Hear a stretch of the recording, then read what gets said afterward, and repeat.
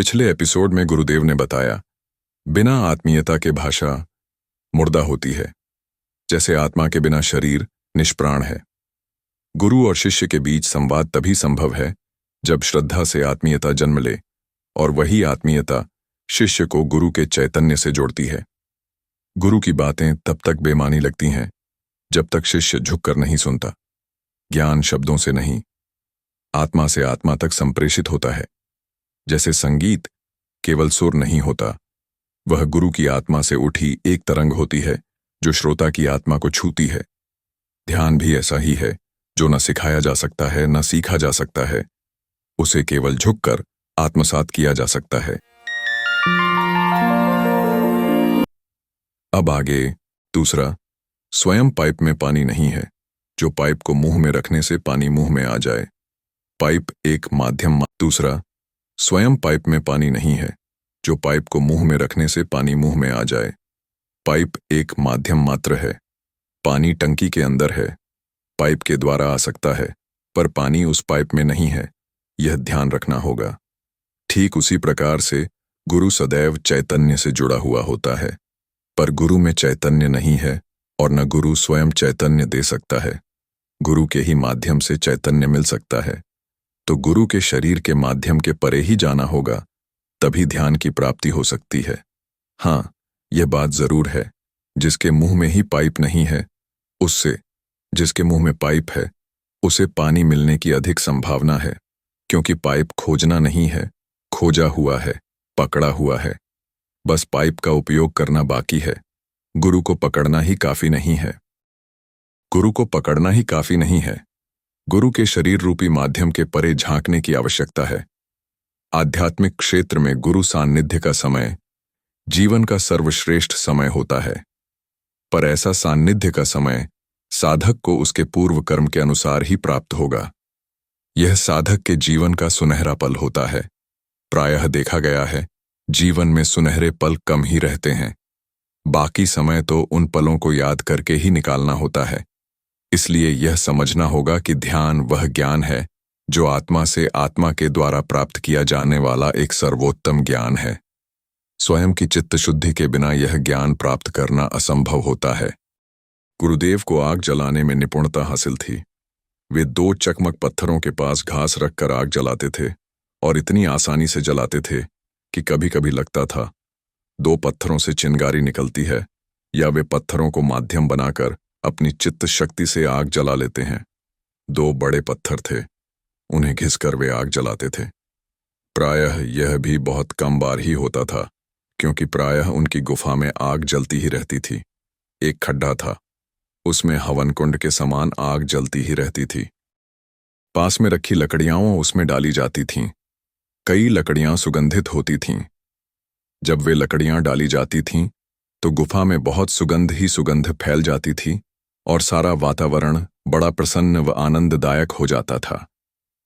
चित्त के बारे में गुरुदेव ने आग में लकड़ी डालते हुए कहना प्रारंभ किया, काम वासना इस आग के समान है। जितना ईंधन दोगे उतनी बढ़ेगी, और काम वासना चित्त को सबसे अधिक कमजोर करती है। काम वासना एक शारीरिक क्रिया है और शरीर की आवश्यकता भी है। काम वासना की तृप्ति से मिलने वाला सुख शाश्वत सुख नहीं है, क्षणिक सुख है, लेकिन यह अनुभव करके ही जाना जा सकता है। क्योंकि यह शाश्वत सुख होता तो काम वासना की तृप्ति वाले सभी लोग सुखी होते, लेकिन ऐसा नहीं है। वे लोग भी सुखी नहीं हैं। लेकिन जब तक काम वासना की तृप्ति नहीं होती, तब तक वही तृप्ति का सुख सब कुछ लगता है।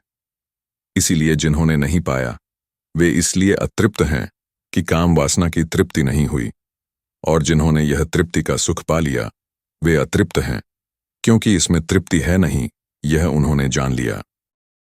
आध्यात्मिक क्षेत्र में यह काम वासना की अतृप्ति लेकर कभी आगे नहीं बढ़ना चाहिए, क्योंकि यह अतृप्ति आपके आध्यात्मिक पतन का कारण बनेगी। जिस प्रकार एक बलून, गुब्बारे में एक छोटा सा छेद होता है, पर बलून फुलाने पर वही छोटा सा छेद बड़ा हो जाता है, बलून उसी छेद के कारण फूटता है। ठीक इसी प्रकार से काम वासना की अनुपति लेकर कभी भी आध्यात्मिक प्रगति नहीं की जा सकती है। काम वासना का जबरदस्ती से नियंत्रण करना भी ठीक मालूम नहीं होता, क्योंकि काम का वेग गलत तरीके से बाहर आता है। कई बार ऐसा होता है कि एक साधक जीवन भर काम वासना के ऊपर जबरदस्ती से नियंत्रण करता है और अपनी वृद्धावस्था में किसी छोटी लड़की पर बलात्कार का पाप करता है, यानी जबरदस्ती से दबाया गया आवेग गलत तरीके से बाहर आ गया। इसलिए इसमें जबरदस्ती से किया गया नियंत्रण घातक सिद्ध होता है। एक साधक शारीरिक स्तर को पार कर आत्मिक स्तर पर पहुंच जाए तो उसका काम वासना पर स्वाभाविक रूप से नियंत्रण हो जाता है। नियंत्रण स्वाभाविक रूप से ही होना चाहिए। नियंत्रण कभी भी जबरदस्ती से नहीं हो सकता है। वह काम वासना का दमन है, जो गलत है, क्योंकि जो जबरदस्ती से किया जाता है वह सदैव शरीर से ही होता है और जो स्वाभाविक रूप से होता है वही शाश्वत होता है। कई लोग आध्यात्मिक प्रगति के लिए ईश्वर के नाम पर उपवास रखते हैं। वह भी गलत है। साधक ने खूब अधिक भी नहीं खाना चाहिए और उपवास भी नहीं करना चाहिए। मध्य मार्ग में रहो। जब हम भोजन में से चित्त निकालने के लिए उपवास करते हैं तो भोजन में से चित्त निकलने की जगह भोजन में चित्त अधिक जाने लग जाता है। फिर हर समय हर जगह भोजन ही भोजन दिखता है। यह भी गलत है और चित्त के लिए नुकसानदायक होता है। आप ध्यान में इतने मग्न हो जाएं कि आपको भोजन करने की भी सुध न रहे। यह उपवास है। उपवास घटित हो जाता है। जबरदस्ती से करते हैं वह उपवास नहीं होता। इसलिए इस प्रकार से जबरदस्ती उपवास नहीं करना चाहिए। स्वाभाविक रूप से हो जाए तो ठीक है। भोजन शरीर की एक आवश्यकता है। जिस प्रकार से भोजन शरीर की आवश्यकता है, ठीक उसी प्रकार से काम तृप्ति भी शरीर की आवश्यकता है। काम वासना का दमन नहीं करना चाहिए। ब्रह्मचर्य का अर्थ वीर्य नियंत्रण से लगाया जाता है। वास्तव में वीर्य तो प्राकृतिक रूप से निर्माण होता है, वह भीतर रह नहीं सकता। अति होने पर बाहर किसी न किसी रूप में आ ही जाएगा। ब्रह्मचर्य का अर्थ केवल शारीरिक स्तर पर वीर्य नियंत्रण नहीं है। ब्रह्मचर्य का अर्थ विचारों से भी ब्रह्मचर्य है। आपके चित्त में काम वासना के विचार भी न आए। ब्रह्मचर्य को अधिक विशाल स्तर पर लेने की आवश्यकता है। वीर्य को पुरुषों का मासिक स्त्राव कह सकते हैं।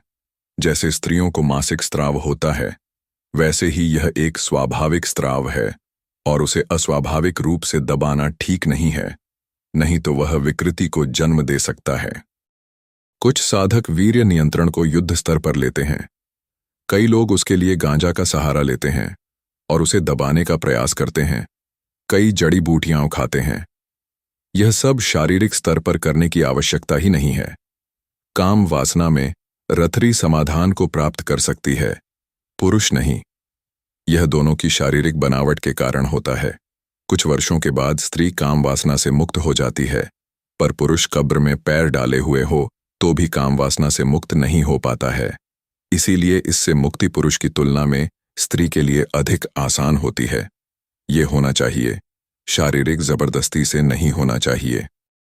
मेरी सुबह कब होती थी और शाम कब होती थी, इसका मुझे जंगल में पता ही नहीं चलता था।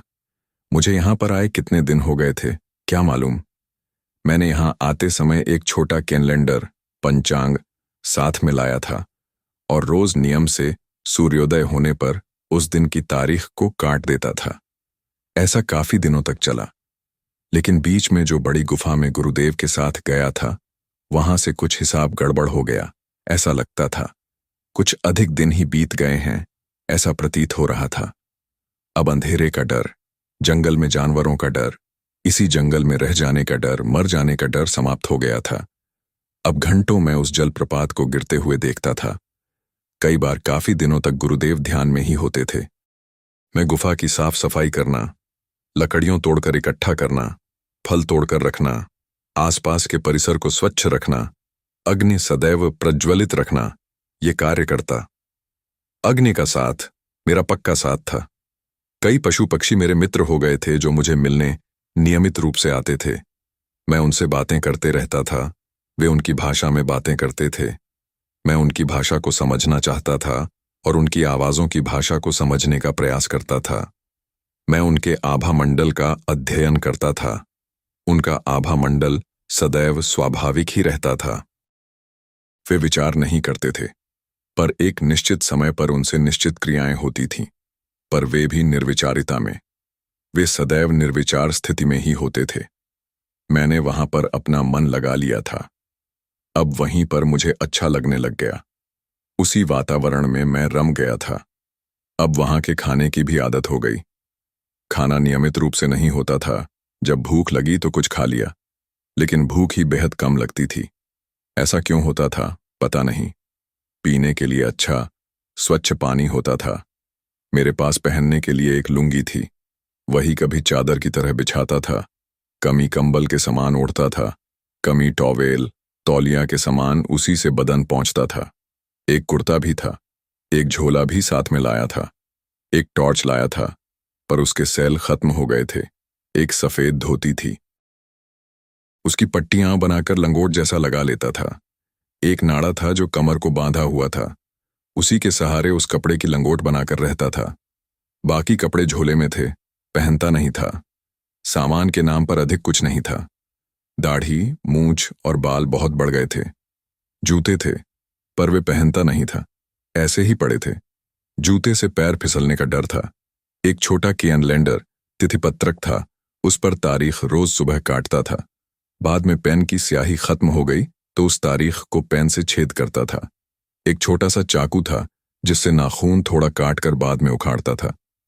राख से दांतों का मंजन करता था। नहाने के लिए एक साबुन लाया था, वह कब का खत्म हो गया था। झाड़ के पत्तों से ही साबुन जैसे घिसता था और नहाता था। नहाना भी नियमित नहीं था। कई दिनों से मनुष्य को देखा ही नहीं था। गुरुदेव के अलावा किसी को देखा नहीं था, इसलिए पूरा ध्यान उन्हीं पर होता था। उनकी छोटी छोटी बातों पर, उनकी छोटी से छोटी गतिविधि पर ध्यान रहता था। उनमें जबरदस्त आकर्षण शक्ति थी और दूसरा कोई था ही नहीं, इसलिए देखने के लिए केवल वे ही थे।